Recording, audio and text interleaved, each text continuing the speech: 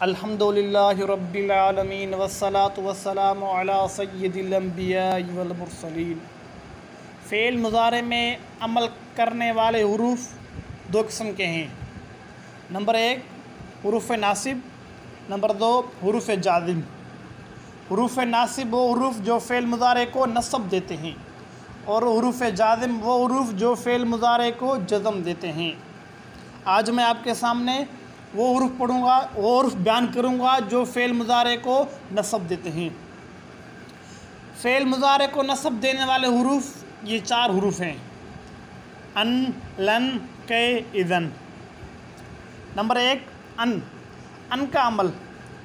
ये फ़ेल मुज़ारे पर दो तरह का अमल करता है, एक लफ्ज़ी दूसरा मानवी। लफ्ज़ी अमल वो पांच सीगे जिनके आखिर में ज़मा एराबी आता है उन्हें नस्ब देता है, जैसे यदरिबु से ऐन यदरिब। आखिर में नून एराबी हो तो उसे गिरा देता है, जैसे यदरिबान से ऐन यदरिबा।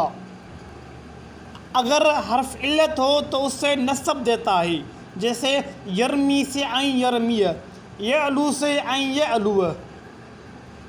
और इसका मानवी अमल फ़ेल मुज़ारे को मस्दर की तावील में और ज़माने मुस्तक़बिल के साथ ख़ास कर देता है, उसे अन मस्दरिया भी कहते हैं, जैसे उरैदु अन तकुम बेमाना उरैदु क़ियामक। दूसरा है लन बेमाना हरगिज़ नहीं।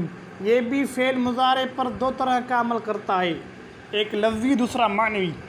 लफ्ज़ी अमल इसका लफ्ज़ी अमल बिल्कुल वही है जो अन मस्दरिया का है।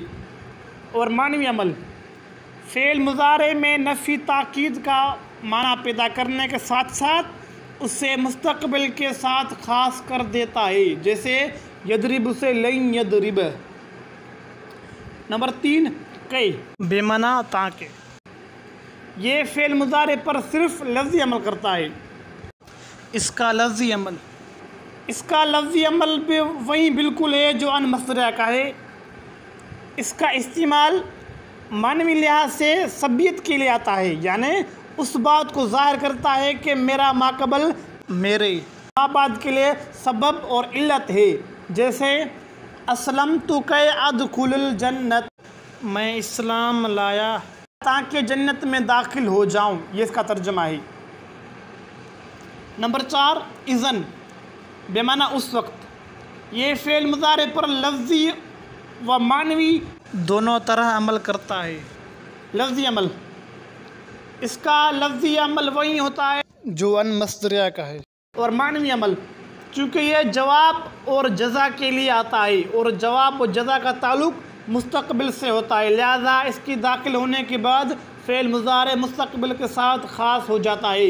मसलन कोई कहे अना अतीक गदन, यानी मैं तेरे पास कल आऊँगा, तो जवाब में कहा जा सकता है इज़न उकरिमक, तो उस वक्त मैं तेरी इज़्ज़त ताज़ीम करूँगा।